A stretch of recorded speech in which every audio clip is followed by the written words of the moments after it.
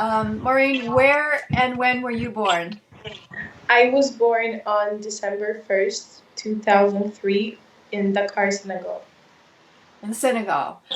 So Yeah, you're a French speaker, yeah. and what you speak English, French, what other languages?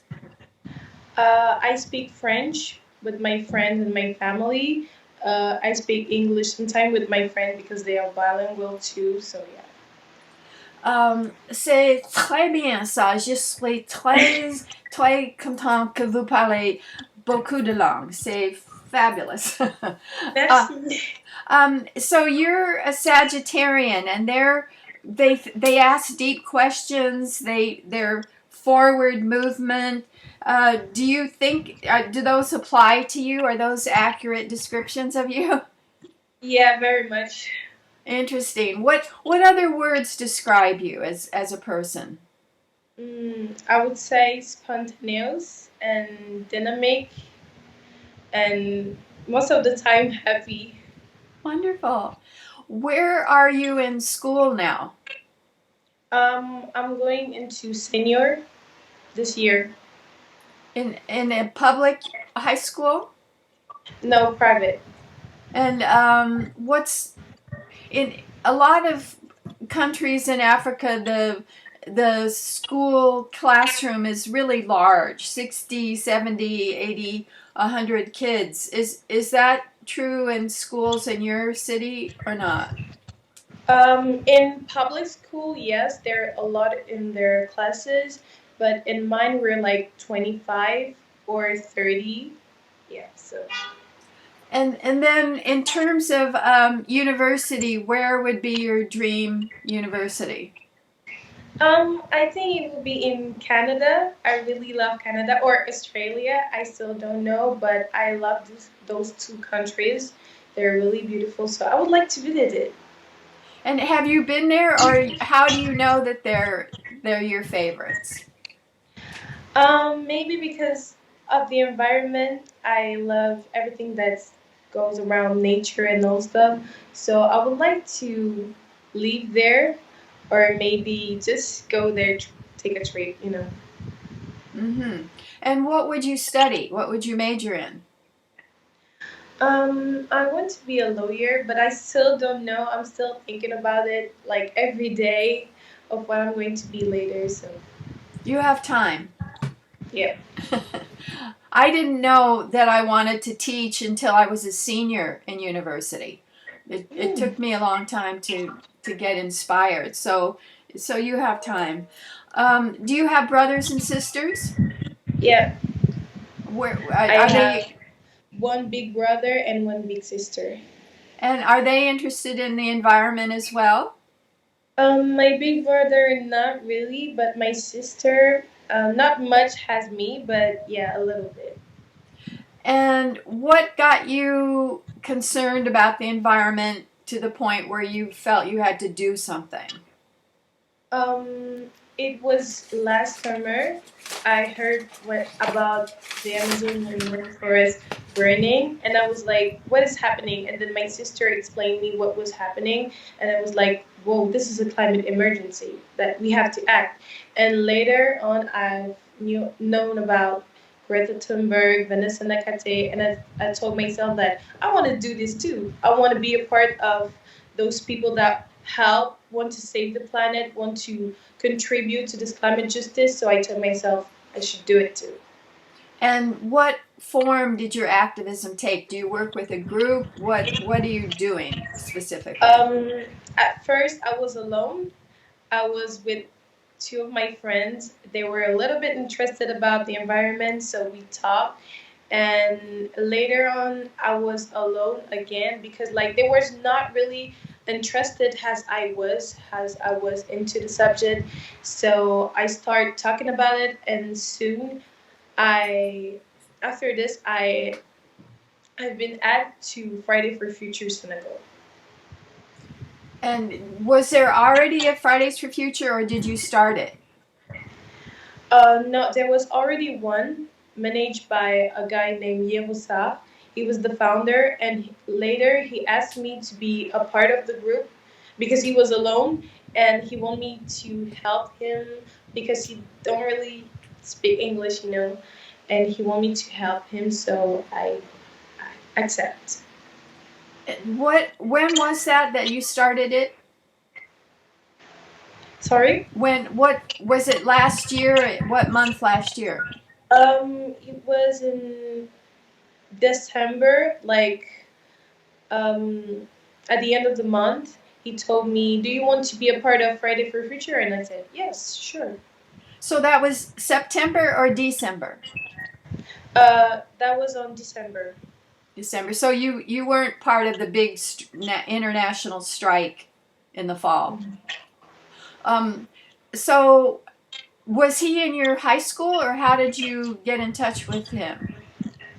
No, he's not in my high school. He contacted me on Twitter and told me, "I like your content. I want to be a part of Friday for Future," and then I agreed. But I had before uh, an organization too, but it didn't really work because my friend weren't really much into it, and I was alone. I was the only one who was managing the account on Twitter and Instagram, and we didn't really have those much followers, so we quickly left it. And what did you call that original organization? It was in French. It was Agir pour notre avenir. It means like we have to act for our future.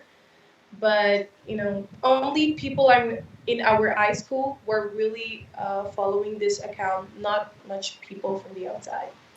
So what have you focused on in Fridays for Future since you started last December? Mainly on strikes and I'm working with a zoo. We're working with a zoo actually, and working on putting trash can in the streets because they're not trash can in the street here, and we have been working with that. We're working on that with another association here, and we're trying to looking forward to make new things to help in our environment. And what form does a strike take? Do you do digital strikes, or do you go on the street with placards, or how do you strike? Since coronavirus happened, we've been taking the digital strike. But before that, I used to strike, and him too. We never really met, but we have used to strike like outside walking. I've been striking with my sister, or I've been striking all alone, and he has been doing the same too. So you're not in the same town as the founder, young man? We are, but like it's really difficult to link sometimes because he's really busy with school because he's in the Senegalese school and I'm kind of in the French program, so it's really difficult to meet because his he have a timetable really full, and me too sometimes, so it's complicated. Mm. What do your placards say? What are what's the message that you give when you strike on the street? It's mostly like save the planet or don't forget to pick up your trash. Don't forget to do something, a little help. Don't forget to um, try to talk about it. Don't forget to tell people that our planet need our help, etc., etc. I see your Sauve la Planète sign behind you. And what does the other Yeah, one say? It's Africa Matters. yeah, and save Congo rainforest. Ah, right. People are working on the Congo rainforest, not just the Amazon. Are you involved with that struggle? Mhm. Yeah. And what's the situation in the Congo? What's happening to the rainforest? Actually, there are a lot of people that are the Congo rainforest is carbon sink, and the government and other people are cutting those trees, are doing deforestation, and it's really complicated for indigenous people to live there because they're taking animals and people's home every single day, and if it continue like that, by 2030 the Congo rainforest won't be able anymore to be a carbon sink. There won't be trees anymore. There won't be enough water. There won't be rain there. And so we're kind of scared because it's the second largest forest in the world. So, And what tactics are you using to try to preserve the Congo rainforest? um, first I start striking, and second I try to talk to Greenpeace and talk to them about what they're really doing to help the Congo rainforest. I try to talk with another organization just to inform them about the situation because we're often informed by Remizenga, who's living there, so we know a little bit more about this every day. Is that an organization or a person? It's a person. Ah, and is that a young person? No, he's an adult. Mm. Um, so did Greenpeace say, yes, we'll get on this, or what was the response from Greenpeace? They said that they're getting on this and they made a webinar call with Vanessa Nakate and Remy talking about this and talking about ways to help the Congo rainforest. So, yeah. So what would you like to see happen in terms of the Congolese government? Because the government could say, no, you can't cut down the trees, right? I would like from them to protect the Congo rainforest from other government, from other associations that want to cut the trees. I want them to kind of reassure, uh, like to tell the indigenous people that we're here for you. You matter. Your animals matter. Everything matter. We're going to protect the forest. We're not going to cut them. We're going to plant more trees and help you live in it. And what does that would be ideal, but what is the Congolese government actually saying and doing to protect the forest? I don't really know about this, but yeah, I don't really know about this part. So do you think that the campaign is making a difference, or it's like such a big uphill, like climbing this steep mountain that it's I feel overwhelming? like the campaign is really changing things because people are now more into it. People are like more concerned about it, and people are joining us every day. Every day you can see new people striking with the hashtag Save Congo Rainforest. So I think it really changed things because now people like more focused on Africa than before. They're like, oh yeah, this is happening in Africa. This is happening in Congo. So they're like, yeah, Africa matters too. Roughly, how many people are involved in the virtual campaign to save Congo rainforest? Like, how many people do you see online?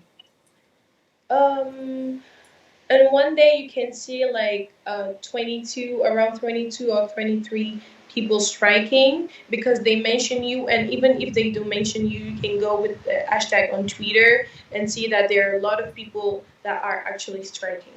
And is the hashtag simply save the Congo rainforest, or what's the actual hashtag? It's Safe Congo Rainforest. No, okay. Um, when you are involved with activists, roughly what percent are young women like you rather than men? Um, if I could give a person of how many women there are in the activism, I will say 80%. That's pretty typical. Why do you think that is? Where are the young men and why are the young women out in the forefront? I don't know. Our people already told me that it's because we're women, we're too sensitive. When it's about nature, we feel connected with Mother Nature. That's why we're striking. That's why there are a lot of females outside. But I don't know. I don't feel it this way because I feel like, boys are not really into it because like they don't care. It's not something like they will go outside for, or if it was football or something else, I think that they will must go. They probably going to go outside for this. But when it's about the environment, it's not only boys, some females too. They're like, environment, I don't really care. I just want to live my life. I just want to do things. Like, if it happened, it happens. People are like, it is that way, and they don't care. So I don't know why people like this.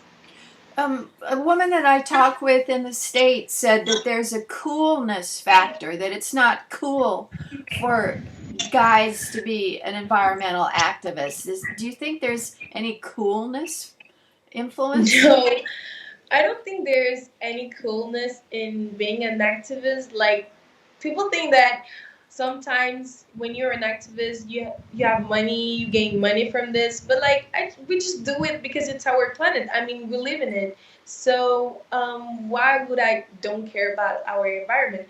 I don't understand some people at some point, because they're like, yeah, because me too. Before, I was the environment, like, it was careless. Like, I wasn't thinking about it. I was like, yeah, the environment. But I feel like it's because they don't really know. The world show us something that we don't see, that we want to see. They show us the perfect world, the green world, everything, but they don't show us the side where rainforests are burning, they're doing deforestation, and even if people know about it, they don't really care, because they don't think we're in danger. They don't think that it's a climate emergency. They think that we're just making up everything, that it's an oath, and we're just doing our most to get everyone's attention. But like, no, it's not. Like, definitely not. And I think that it's something that we need to still talk and try to manage.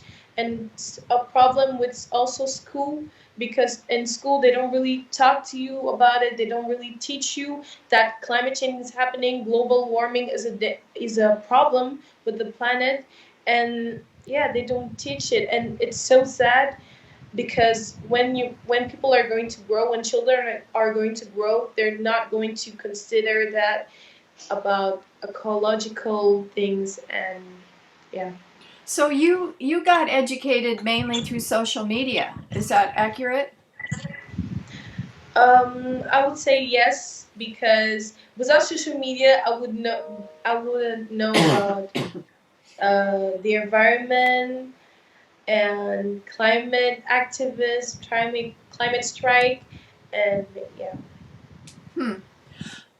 In Senegal, what would you say the main effects of climate change are? What is it? Drought? Is it?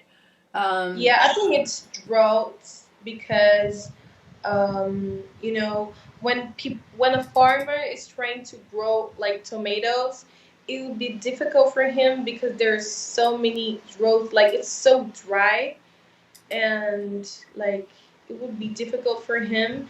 And we also have a problem with pollution. So that means, like, in the ocean, no, normally you're going to find fish for a fisher, etc. But like, this season, there is not going to be any fish, so you will have to wait the other season. Or yeah, it's difficult for people. Or like, there's are some street where the lot of pollution, like plastic and everything, and people are forced to move to another point, because this is too polluted, and no one do anything about it, and it's difficult. There's some organizations that work on that, but there's still big areas where it's really, really polluted. are there places where people can get money for recycling plastic and aluminum cans and that kind of thing? Yeah, there are like some spot. There's a spot named Récuplex, but actually there's no one there. You can go there and you can see it's closed. So I don't really see what is it useful. What is it really useful? Because like, there's nobody at the spot, and you can go there with like mini trash and said, yeah, I want to give it to exchange for money, but like, there's nobody at it, like, literally. So I don't know what is it useful for. What is the government's position? Do they acknowledge that climate change is a problem, or they say, "Oh, humans aren't responsible," like my president? I think that they're in the middle because sometimes you can see the government worrying about the environment, like telling people to put that in a trash, but at the same time you can see that they care less.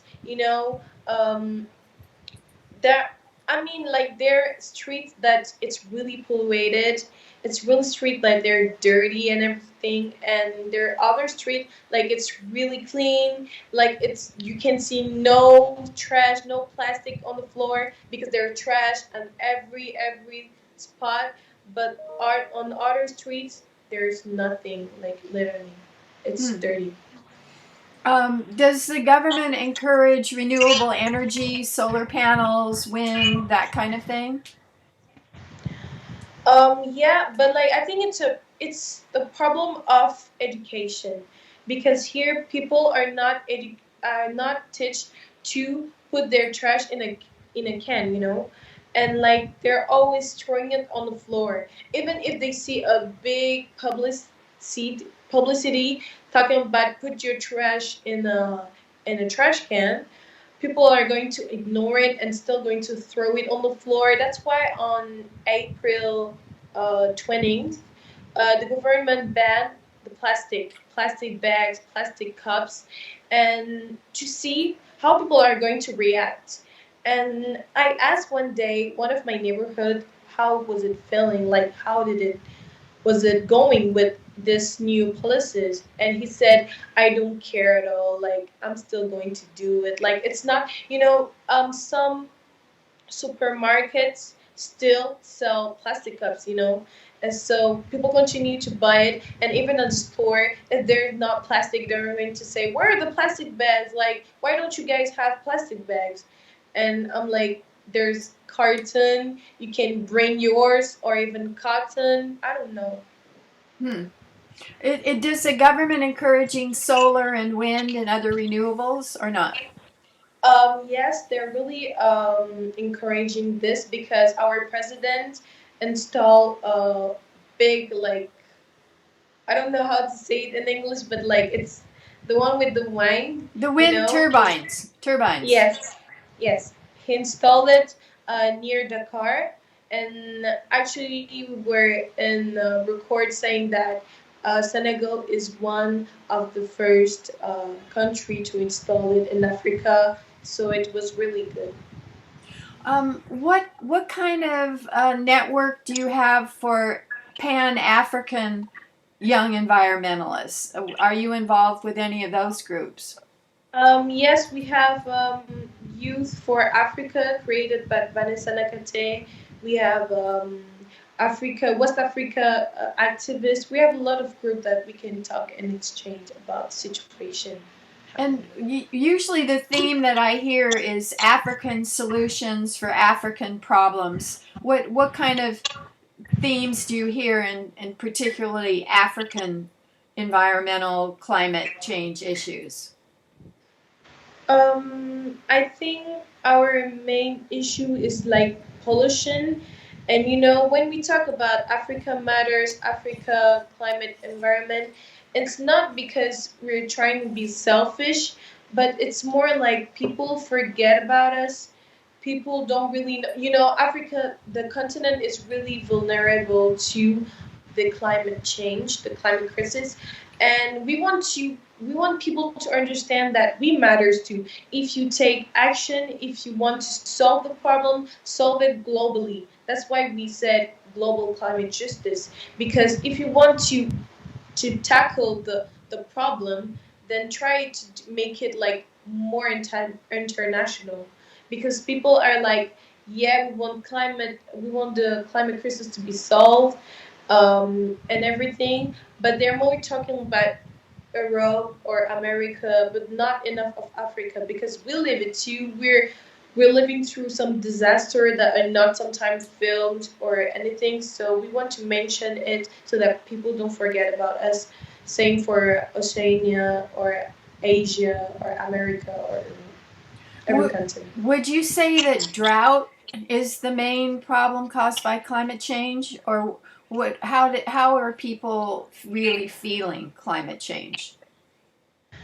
Here they know about climate change, but they won't do anything.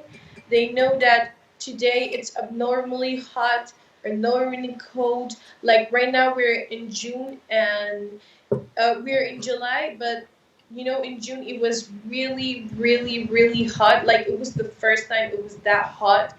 And I talked about this on the internet. I told you guys, do you guys feel this? And they said, yeah. And I said, yeah, it's climate change. Let's do something about it. Then they said, oh, Maureen, stop bothering us with this again. And I was like, maybe we can do something about this. Like, I know you guys know about climate change, but please do something. Like, try to help. Even if it's a little, just try to help.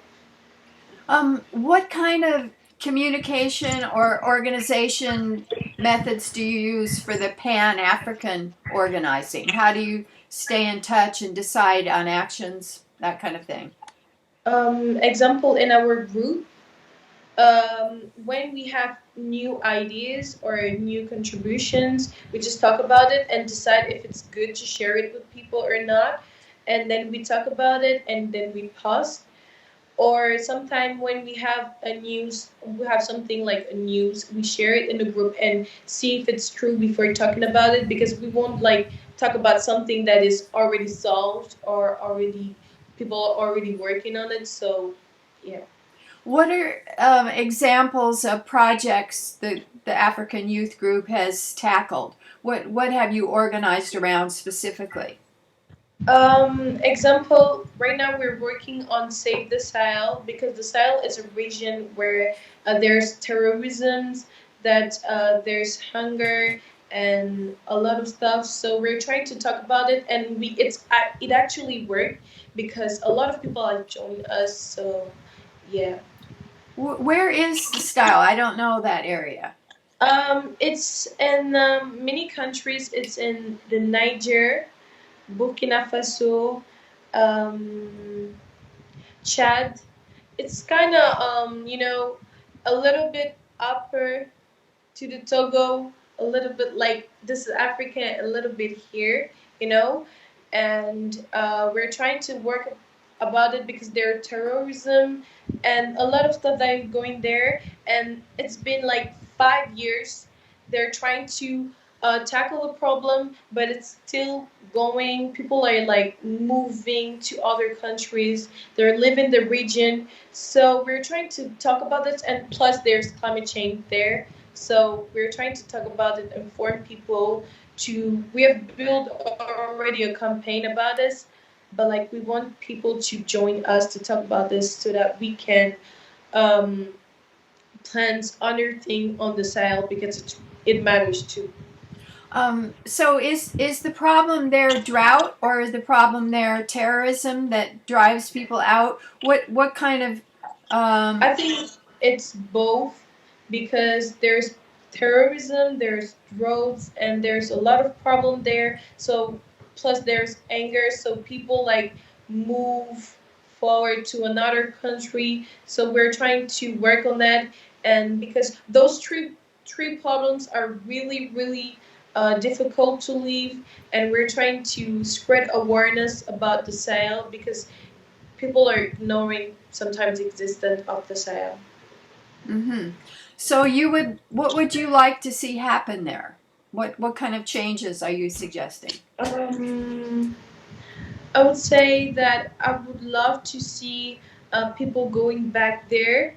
That they will that there's not terrorism there, because it's really difficult to live it. Like now, since there's poverty there, they're moving to another country. It make it more difficult for the country. I want them to go back to the region. I want the region to be safe, so that they can live there in peace. They can have water, clean water, and everything. So yeah. When there's drought, um, are solar uh, pumps used for the boreholes, or what are the techniques to get water when it's scarce? So women don't have to walk miles to get water, so they don't have time to go to school. I don't really know, because there's not really any action there. there's not really anything that have been really done there. So I don't know really. What are some other focal points for the African youth group that you've worked on? The Congo rainforest, the style, any other issues? In Senegal, we have this problem with the zoo that we're working on with Friday for Future. It's another association named APAD. It's an association working for the zoo. It's a zoo where animals are not well uh, feed, and it's really polluted again. It's really dirty. That makes, like, if you go on the internet and tap like this zoo, you're going to see bad and negative comments about the zoo, and it hurts me because, like, it's a zoo that everybody know, everybody loved before, and it became really sad because when you see animals, some of them are already gone, they're already dead. So it's really sad to see it like that. So we're working on ways to help the zoo to get better, to help new animals come in, to work on it. Is the zoo private or is the zoo owned by the government? It's a public zoo. Hmm. So the government should do something to keep the animals safe. Hmm. How do you stay in touch with Fridays for Future internationally? I try to see, they're doing weekly. They did this hashtag named Defend the Defenders. So they're doing things weekly on new region, with polluters out, Friday for Future Digital, and Friday for Future. So they're working on new region each weeks, and this, I think 2 weeks ago, it was about Africa, it was about Congo. So all you have to do is, like, take a paper and write the hashtag Defend the Defender, take a picture and post it on the internet, and they're going to repost it. So it's really important because the influence that Friday for Future the official account, have is really powerful. So it really helps, and it really share to everyone, so everyone can see it, everyone can share it, everyone can repost and anything. So it's really important that I participate to it, even if those weeks I haven't really participated to it, but I'm trying to every time contribute to the hashtag. In the Africa session, who were the organizers and presenters? There's not really anyone who's really organizing everything, but I think it would say, I don't really know how to say his family name, but it's Eric. I don't really know how to say his family's name, but yeah, it's Eric who really managed everything on Polluters Out Africa, um, Friday for Future Digital Africa, and he's really helping us to speak our mind, to say what we want to say that needs to be added to defend the defender. Example, he asked me to talk to Remy Zainga, who live in the Congo rainforest, to speak his mind, to say what we have to say, that we have to know also. So yeah, we try to make his voice, like, uplift his voice much. Is Remy a farmer or what's his background? The Congo spokesperson. Um, He's actually the one who created. I don't know if he's a farmer or anything, but he lived there, and he always shared with us what happened today. Example, last time he shared with us that they're painting trees to when people come and try to cut them. They can see that it's a tree that is protected by the indigenous people, or last time he shared with us that his activist friend uh, have died because of his activist life, because it's kind of not accepted in his country being an activist. So it's really difficult for him, but he tried to always update us about the situation. That's a problem around the world, especially South America, Philippines, Indonesia, that activists, climate activists, get killed. Hmm. It's scary. Um, Yeah. so why, when you're working with Fridays for Future International, have you been out of the country to go to conferences, or is it all online? No, I haven't been to any country for any conferences, but I was supposed to go for the Africa Week in Uganda, but because of the coronavirus, they really canceled. Not really canceled, but like they're trying to choose another date for the event. Can they do it virtually, the Africa Week? I don't know if they're going to do it. They don't. They weren't going to do it virtually. They were going to do it like we go to the country and then we have conferences, everything. But I think they're probably going to do it virtually. But I still don't know. I need to update myself on this. Mm-hmm. So how often do you communicate with Fridays for Future International? I mean, are there like weekly, monthly talks, or how do you stay in touch? We have those WhatsApp groups where we talk.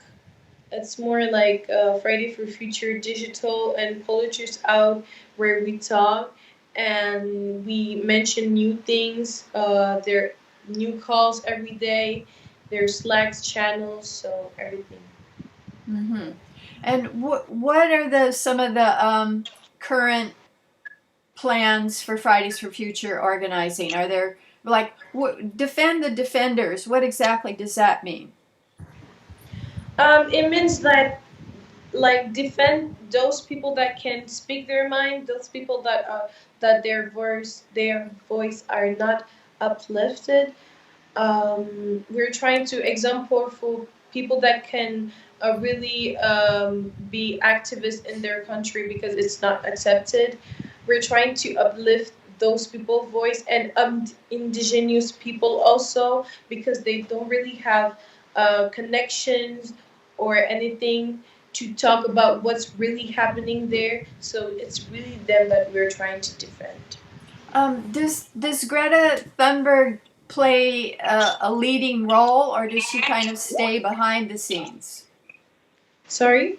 Does Greta Thunberg play is she a strong voice in Fridays for Future, or does she kind of stay behind the scenes? Greta. I think that Greta is really she's not kind of behind the scenes, but also she's in the front line because she created Friday for Future. So it's really important to have a to add a picture of her. But sometimes I guess that Friday for Future don't really add it. Friday for Future Digital don't sometimes, or I don't know. But in mostly in their pics, in their collab, they're adding Greta all the time, and it matters too to add Greta all the time because she's the one who really inspired us all. So it's really important to add Greta all the time.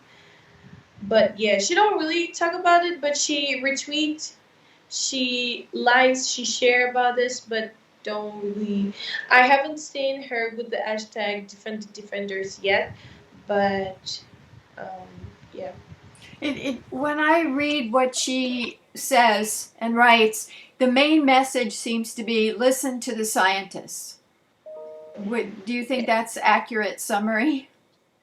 Yeah, that's really accurate because, like, imagine being a scientist and imagine being working on climate change global warmings for so many years, trying to spread awareness about it, and people just don't listen to you and say to you that it's an oath, that you're making everything up.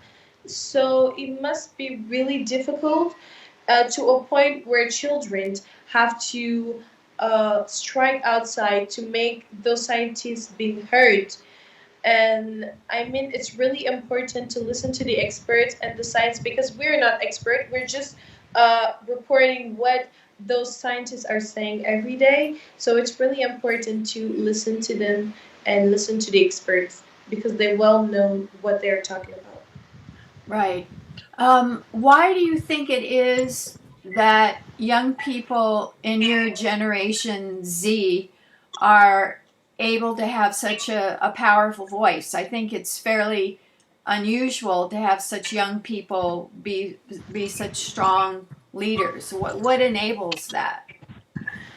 I think we are this powerful because people like are, it's really unusual to see young people talking about things that adults or other people should be talking about. Like, we're talking about the environment, climate change, while we should be talking about things that are like what teenagers do, like talking about other things. And the fact that we are talking about what the experts are telling us makes people think that we're grown, like we're growing that fast, and we're doing things like striking outside, doing things that we should not do. And like, people think that we're acting like Greta said, we're acting like adults because adults are acting like children. Oh dear. Do you think that the strong voice would have been possible without social media, or is it dependent on social media and internet? I think that with social media we're more powerful, we're stronger than before, but because like everyone use social media, everyone use it, so it's really something that give us more power, make people see more about the environment, see that there are things that are happening because we're posting on social media. But I think that it's really difficult sometimes to have people attention, to have people caring about the environment, because we have to use specific hashtag to be seen sometime, because we're definitely not trending, and we have to use sometimes specific hashtag to make people understand that yes, this is still happening, this is still something that we should talk about. And yeah, it's sometimes difficult to have people mind on this, people care about this, because it's not because you don't see it that it's not something that don't matter. Hmm. Um, Social media is blamed in the West for the problem that increasing numbers of teenagers are anxious and depressed, especially girls are anxious. And I wondered if that's a problem that you see among your peers, or if that's like a Western problem, anxiety and depression. I think that social media can be sometimes toxic, because you can see sometimes things that you don't want to see or don't want to hear. So sometimes it can be really toxic, like negative comments, hate, because example, in our activist life, I received in my activist life I received a lot of hate and negative comments because I was Africa, because I was black, because I was talking about things about the environment and all stuff. So you can receive a lot of hate, and it can really affect you in a way that you decide to quit social media. And I've already done this because it was really hard to handle. Sometimes it's really hard to handle when people are like harassing you or mocking you or insulting you because you're doing something that you like. and yeah, so it's difficult to handle sometimes. Are those trolls all over the world? Are they in Senegal? Do you know where those haters are Um, coming from? they're all over the world and not in Senegal because I've never been mocked here or insulted for what I've been doing, but it's mostly all over the world. Like sometimes trolls about saying you don't know what you're talking about. They're saying, yeah, you're dumb or you're stupid. So it's difficult sometimes. The thinking in the West is that girls watch social media and then they feel badly about their bodies because they're not as pretty as this photoshopped picture or something like that. So it's body image and who's Yeah, popular people are and like really body shaming other. They're going to say you're too fat, you're too skinny, or something like that. And I really hate it. That's why sometimes I try to turn off the comment section because like people are always like talking bad. They always try to find something that is bad or not good looking on you. So is that mainly on Twitter? no, sometimes when yeah, it's mainly on Twitter because I'm not really active, that kind of active and online on Instagram, but on Twitter you can see most of the time people insulting you, mocking you, or harassing you.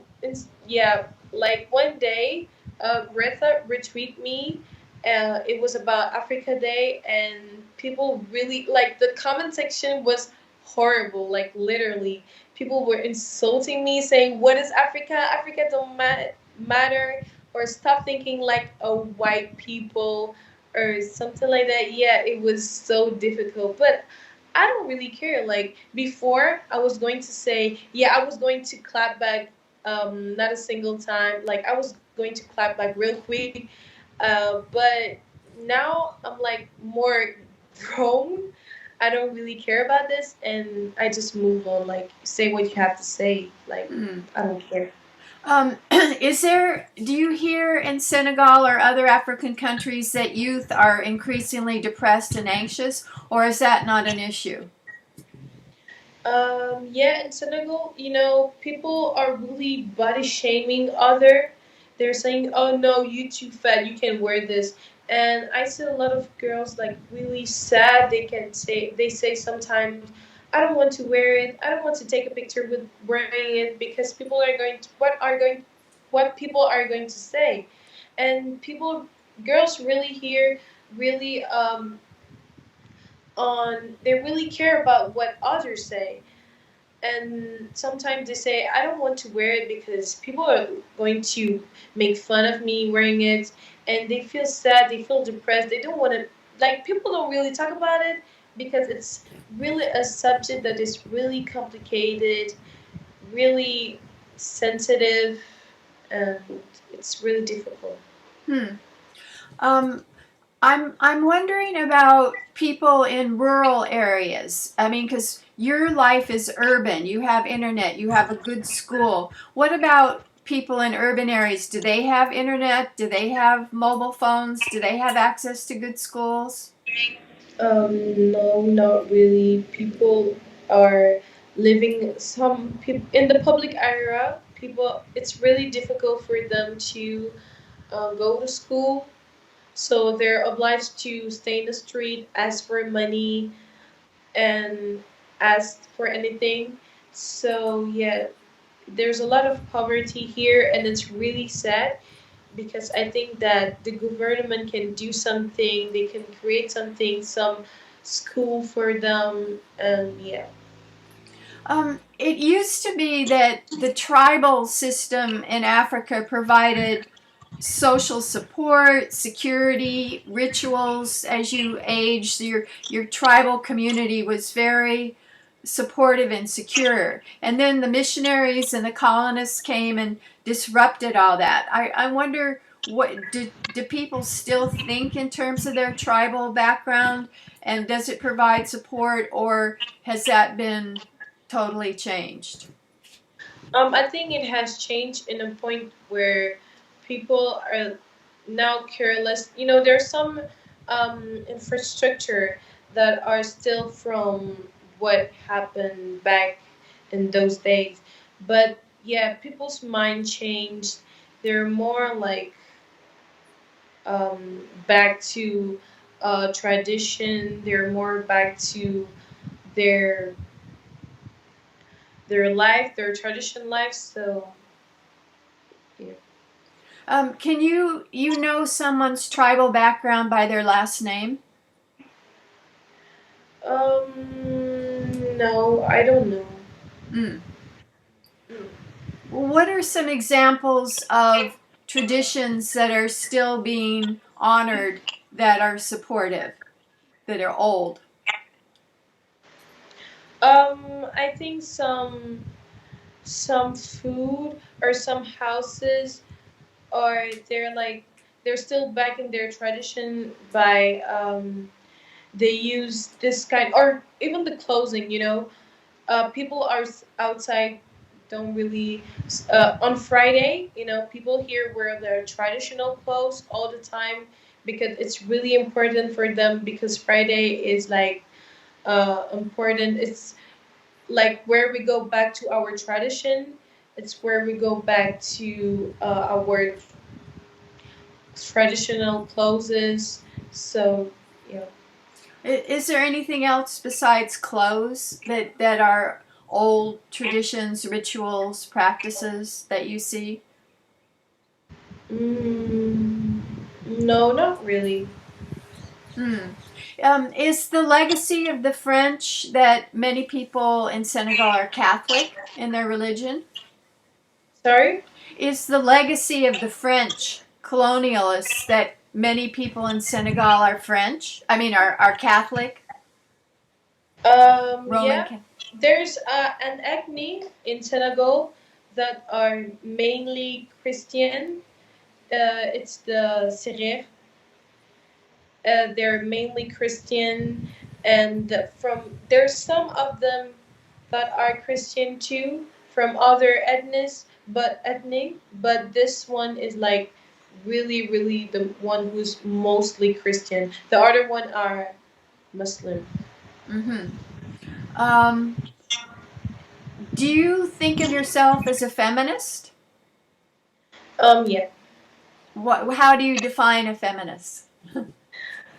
You know, in my school, people, it's really, really complicated because when you wear a dress or a skirt, it has to be example your knees is here like it has to be this length like it shouldn't go upper or you're going to get in trouble and it's something that me and one of my friends are fighting for because like if men can wear jeans shorts like that like short this short I think that we can wear it too. If men's can wear a little short to go to sport, I think we can do it too. It's not us the problem. It's not girls the problem. I think it's boys the problem. They need to teach them how to act. They need to teach them how to be when they're in front of us with this little short. I'm sorry, but if it's too hot, I'm not going to wear any baggy jeans to go to sport. If it's hot, I need to dress like it's hot. Not, I'm not saying like a little shirt like that, but yeah, if it's hot, I can wear a short. Like they need to accept that.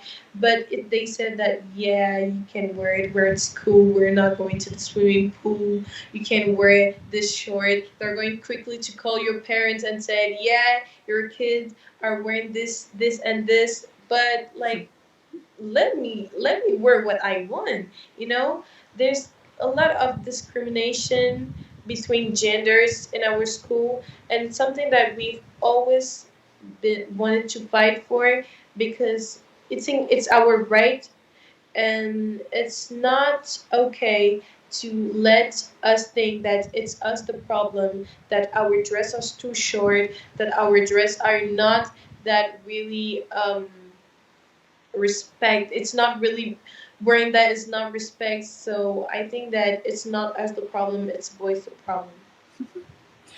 Do you have student government in your high school? Do you have student leaders who interact with the administration? I mean, do you have a voice in how the school is run? Yeah. And there's in our club there is one boy only, and we're all girls. And it's really funny because like when we want to take a decision we can do whatever we want because like we're girls, we all understand ourselves. And when it comes to the boy, it's like, you want to do this, are you sure? And he's more like, I don't know. And as we're more like, yeah, let's do it. So it's really simple. What's the name of the group, the club, It's a CVL.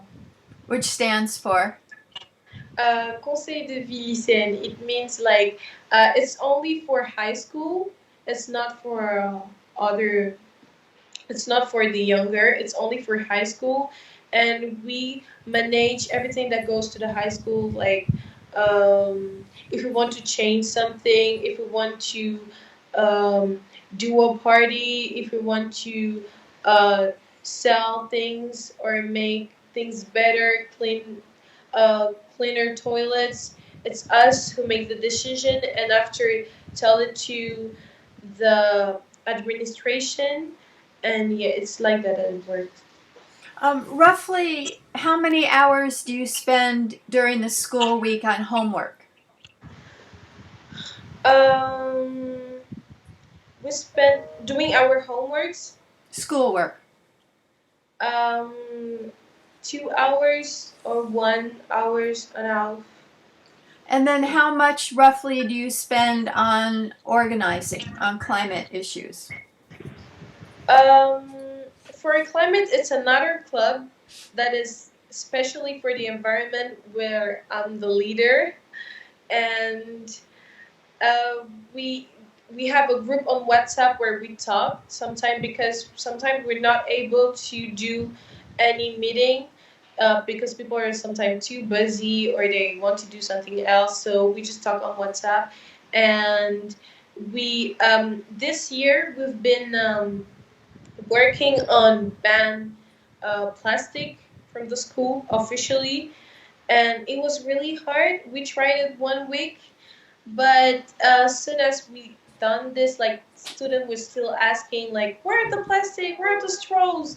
And we were like, oh my god, what are we going to do? And it was really difficult, but after this we went on each class to explain that we have to ban plastic. We made drawings and we put it them, and we made banners, and we stuck it on the wall to make people understand that we have to change. It's time for change. It's time for it's time to ban plastic in your life. And afterwards, people were more like understanding what was going on. They were coming to see us and said, "Hey, I like your idea, and yeah, this is fun. Let's do it. Let's ban plastic." And also we try to put some recycle trash can, but it was more complicated because with the coronavirus it made it difficult to bring it, and it took so many times that we finally didn't did do it, and yeah, it was difficult. Hmm. In the face of all this schoolwork, organizing, what do you do for fun and to recharge your batteries, so to speak? Sometimes I just try to make it as a game. I tell people, let's pick up the trash, and I said the one who's pick up the most trash is going to win this and going to win that, and it make it more funnier. People are more involved. So yeah, we try to make it like a game or something else. What do you do for fun for you as an individual apart from your work? I try to tell myself that I try to be optimist first, and to make it more funnier, I just try to tell myself that it's a game, that I'm doing it, and after I'm going to go to another level. I'm going to go to another level. I'm going to graduate each level. So yeah, it makes it funnier, and I love what I'm doing actually. So yeah. Do you have like sports that you like to play, or hobbies, or art, or something like that? I hate sports. I hate it. I really hate it. Like I really hate it. So what do you do for fun, just for you? I sing, I dance, I try to play games on my phone, just trying to chill. Got it. Got it. I knew there was something in there that would be frivolous. Um, so, are you optimistic when you think about the obstacles we face? Do you think we're going to turn climate change around? What's your feeling as optimist, um, pessimist? I'm really optimist because if I was pessimist, I was going to give up quickly. But I'm really optimist because I see things differently. I think that we're going to change everything, that we're already changing things by posting and doing the most. People are now more focusing on their environment. They're trying to reduce their footprint, their carbon footprint. So it's really important. So I tell myself that yeah, this is happening. Example, in my house, we've banned plastics. We're only using carton or cotton, and we're trying to plant plants and grow anything we can do. So, you have a vegetable garden? Not really a vegetable, but like we've cut some of. We were growing tomatoes before, but we've cut them because it was kind of bad. It wasn't growing well. Mm, mm. So 5 years from now, will you be a lawyer? What do you think you'll be doing 5 years from now? I think I will be a lawyer, still an activist. A lawyer. I will be. Um, I want to create a refuge for animals. So I think I will work on that, or create a podcast, a radio to talk only about the environment and lifestyle. So I think I will be doing this with my little animals around me. So yeah. C'est c'est fantastique. Is there anything else that you'd like to add about being an effective organizer, being a young woman activist? Anything that we haven't talked about that you would give advice to someone who is just starting out? I would say try to care less about negative comments. Do what you're doing. Tell yourself that you're in the good side of the history. You're doing this for justice. You're doing this for the voiceless. And what you're doing is amazing. Don't give up. Never give up, because we're going to have this climate justice. And yeah, like just have fun in what you're doing, and try to talk more about the environment, try to share more about what you're doing, be open to everyone, and yeah, you make a lot of friends in this, so it's cool. It is cool. Thank you.